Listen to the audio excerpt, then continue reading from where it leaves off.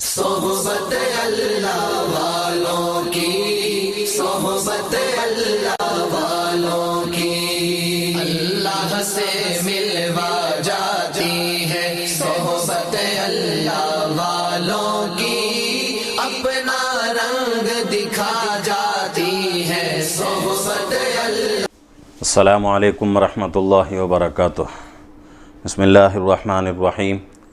محترم ناظرین،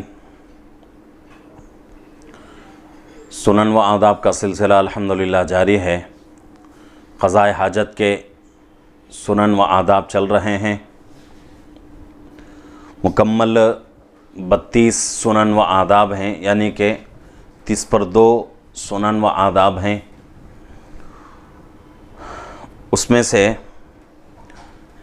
22 یعنی کہ 20/2 سنن و آداب کا تذکرہ پیچھے 2 ویڈیوز میں گزر چکا ہے۔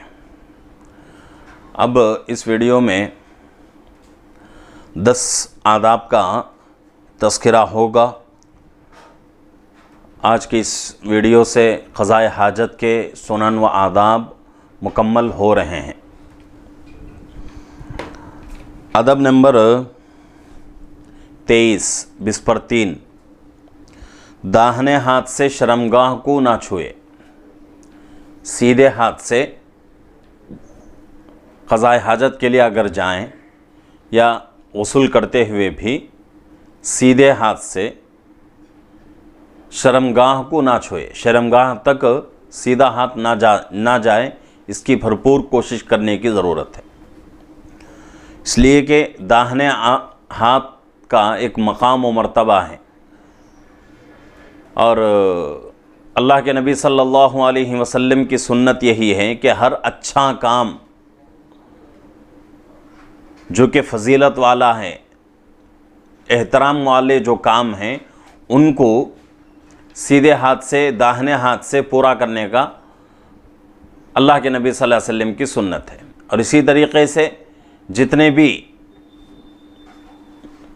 دوسرے درجے کے کام ہیں، یعنی کہ ان کو تو گندا نہیں کہا جاتا، کیونکہ وہ کام بھی جو ہے انسان کی ضروریات میں سے ہیں، لیکن مقام و مرتبے سے دوسرا مرتبہ ہے، ان کاموں کو انجام دینے کے لیے بایاں ہاتھ ہے، جیسا کہ استنجا کرنا ہے، اور گندی چیز اگر پڑی ہوئی ہو تو وہاں سے وہ گندی چیز ہٹانے کے لیے بایاں ہاتھ کا ہی استعمال کیا جائے گا۔ تو اس طریقے سے ان کاموں کے لیے جن سے آدمی عموماً گھن محسوس کرتا ہے، آدمی کی طبیعت میں کراہت آتی ہے، ان کاموں کے لیے اللہ رب العزت نے بایاں ہاتھ بنایا ہے۔ اللہ کے نبی صلی اللہ علیہ وسلم کی سنت بھی یہی ہے کہ اللہ کے نبی صلی اللہ علیہ وسلم ان کاموں کے لیے بایاں ہاتھ استعمال کرتے تھے، اور بایاں ہاتھ استعمال کرنے کا حکم بھی دیتے تھے۔ تو قضاء حاجت میں جو سنتیں آداب جو چل رہے ہیں اس میں سے ایک ادب یہ بھی ہے کہ اپنے شرمگاہ کو دائیں ہاتھ سے نہ چھوئے۔ اسی طریقے سے ادب نمبر 24 20/4، داہنے ہاتھ سے استنجا بھی نہ کریں، سیدھے ہاتھ سے استنجا بھی نہ کریں، اس سے بھی جو ہے گریز کریں، اس سے بھی پرہیز کریں۔ 25 استبرا کریں۔ استبرا کرنا بھی ایک سنت ہے اور ادب ہے۔ استبرا کس کو کہتے ہیں کہ آدمی پیشاب کر لیا اور پاخانہ کر لیا، کرنے کے بعد بہت ہی اہتمام کے ساتھ دھونا، اور اس دھونے کی وجہ سے آدمی کو یقین ہو جائے، آدمی کے دل کو اطمینان ہو جائے کہ بھئی اب پیشاب کا قطرہ نہیں نکلے گا، اور اسی طریقے سے پاخانے کے ذرات نہیں نکلیں گے، یہ یقین اور یہ اطمینان آدمی کو حاصل ہو جائے، اس کو استبرا کہتے ہیں۔ اور استبرا کرنے میں مختلف لوگوں کی مختلف عادتیں ہیں، کہ کسی کو پیشاب کرنے کے بعد خطرے آتے رہتے ہیں، اس میں سے کسی کو جو ہے زور سے کھگارنے سے، کھانسنے سے وہ خطرے جو ٹکے ہوئے ہیں اندر وہ خطرے نکل جاتے ہیں، یا کسی کو ہلنے سے، کسی کو جو ہے اپنے شرمگاہ کو زور سے دبانے سے اور کسی کو جو ہے ایک دو قدم چلنے سے، تو یہ مختلف صورتیں ہیں، مختلف عادتیں ہیں. تو اس کی وجہ سے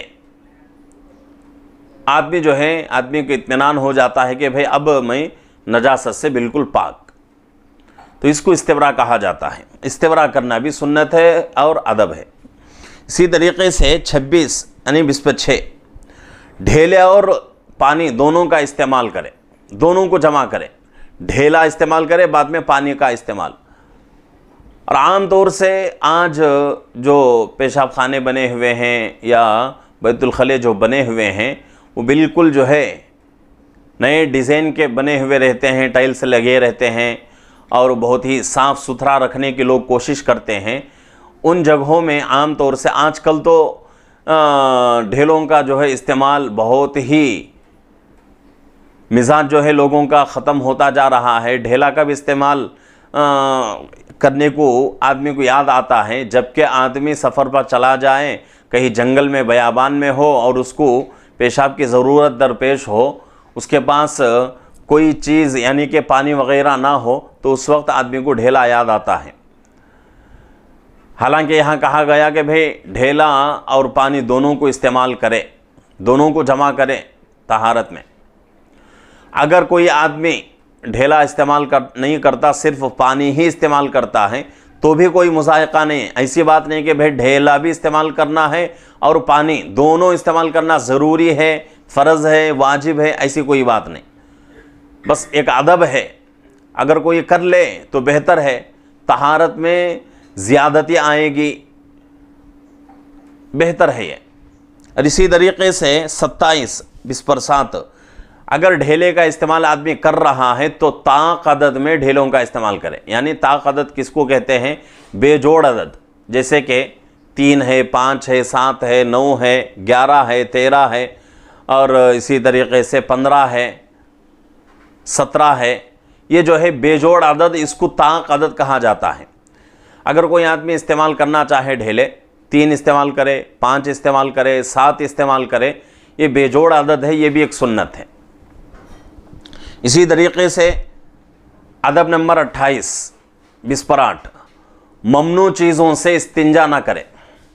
یعنی جن چیزوں سے استنجا کرنا منع ہے ان چیزوں سے استنجا نہ کرے. حدیث میں کچھ چیزوں سے استنجا کرنے کو منع قرار دیا گیا ہے، منع کر دیا گیا ہے. اس میں سے ہڈی ہے، اور اسی طریقے سے کھانے پینے کی چیزیں ہیں.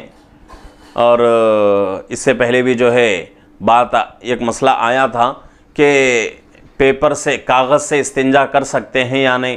مسائل کے ویڈیو میں اگر آپ دیکھے ہوں تو آپ کو مسئلہ یاد ہوگا کہ کاغذ کے ذریعے استنجا کرنا کیسا ہے. تو کاغذ سے استنجا کرنا، کاغذ کس چیز کے لیے بنایا گیا ہے؟ پڑھنے لکھنے کے لیے. اگر کوئی آدمی اس چیز کو لا کر استنجے میں استعمال کرے تو اچھی بات نہیں ہے. تو اس حساب سے کاغذ کا استعمال بھی منع ہے. تو جن چیزوں سے منع کر دیا گیا ہے ان چیزوں کا بالکل استنجے میں استعمال نہ کرے.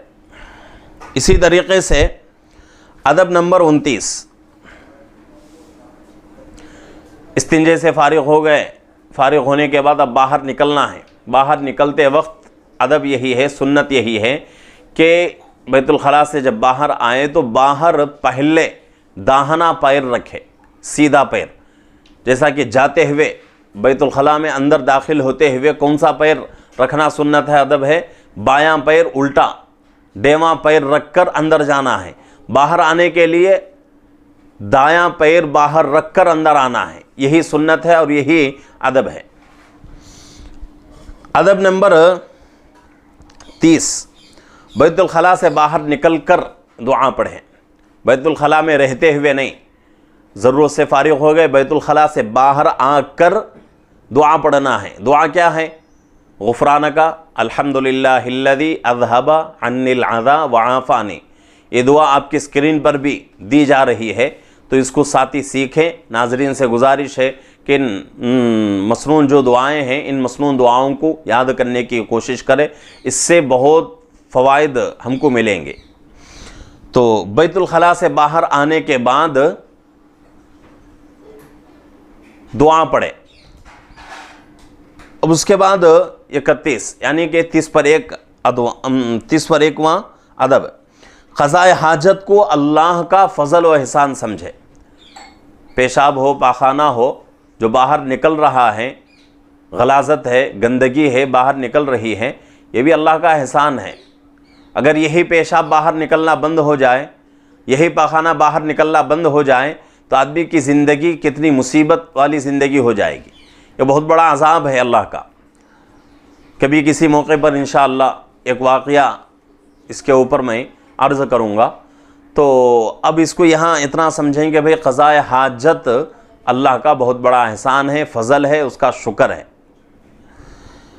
ادب نمبر 32 30 پر 2، قضاء حاجت کے بعد مزید صفائی ستھرائی کے لیے اپنے ہاتھوں کو صابن سے یا کسی جو ہے لکوڈ سے یا کوئی اور چیز دھونے کی ہو اس کے ذریعے سے اپنے ہاتھوں کو دھو کر صاف کرے.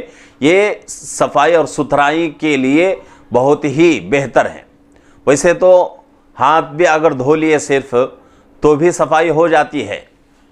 نہیں، اگر کوئی آدمی کچھ زیادہ ہی جو ہے اس کے اندر نظافت ہے تو آدمی کیا کرے، اپنے ہاتھوں میں صابن استعمال کرے، لکوڈ آتے ہیں وہ استعمال کرے، استعمال کر کے اس کے ذریعے سے اپنے ہاتھوں کو مکمل صفائی سے دھونے کی کوشش کرے. تو یہ جو ہے قضاء حاجت کے جو 30 پر 2 مسائل تھے، 32 جو سنن و آداب تھے وہ مکمل ہو چکے ہیں. اب اس کے بعد دوسرا عنوان شروع ہوگا. اللہ رب العزت سے دعا ہے کہ اللہ رب العزت ہم تمام کو سنتوں کے مطابق ہمارا ہر عمل کرنے کی اور زندگی بھر سنتوں کا خیال کرنے کی، سنتوں کے مطابق زندگی گزارنے کی توفیق عطا فرمائے. السلام علیکم ورحمۃ اللہ وبرکاتہ.